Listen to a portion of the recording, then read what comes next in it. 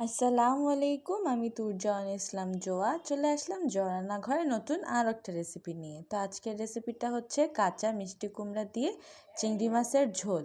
তো প্রথমে এখানে আমি সয়াবিন তেলটা দিয়ে দিল, তারপরে পেঁয়াজ কুচি, কাঁচামরিচ ফালি আর হচ্ছে চিংড়ি মাছ, তারপরে দিয়ে দিলাম লবণ। এটা দেওয়ার পর এখন আমরা খুবই ভালোভাবে এটা ভাজা ভাজা করে নিব। তারপরে দিয়ে দিব হচ্ছে আদা ও রসুন পেস্ট।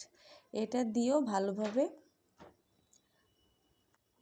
নাড়াচাড়া করার পরে দিয়ে দিব হচ্ছে এখন পানিটা দেওয়ার পর দিয়ে দিব হলুদের গুঁড়া আর দিয়ে দিব মরিচের গুঁড়া। এগুলো দিয়ে তারপরে দিয়ে ধনিয়ার গুঁড়া দিয়ে দিল। তারপরে মশলাটা এখন কষাবে খুব ভালোভাবে।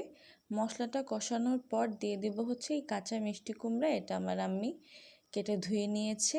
এখন এটা দেওয়ার পর মিষ্টি কুমড়া মশলার সাথে খুব ভালোভাবে আমরা কষিয়ে নিব। আর আপনারা আমাদের চ্যানেলে নতুন হলে আমাদের চ্যানেলটা প্লিজ সাবস্ক্রাইব করে আমাদের পাশে থাকবেন। আমাদের চ্যানেলে আপনারা এরকমই সাদামাটা আর অল্প মশলায় তৈরি অসাধারণ স্বাদের রেসিপি আপনারা পেয়ে যাবেন। তো আমাদের চ্যানেলটা সাবস্ক্রাইব করে আমাদের পাশে থাকবেন। তো এখন হচ্ছে এই মিষ্টি কুমড়াটা আমরা মশলার সাথে আবারও কষিয়ে নিলাম।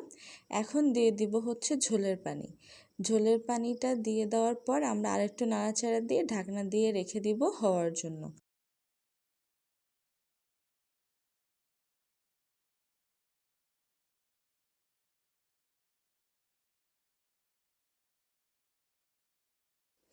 এই যে দেখেন, এটা একটু বলক উঠে গিয়েছে। তো আমরা ঢাকনাটা উঠানোর পর আর একটু দেখিয়ে দিলাম, এটা আরও একটু হবে, তারপরে হচ্ছে আমরা উঠিয়ে নিব।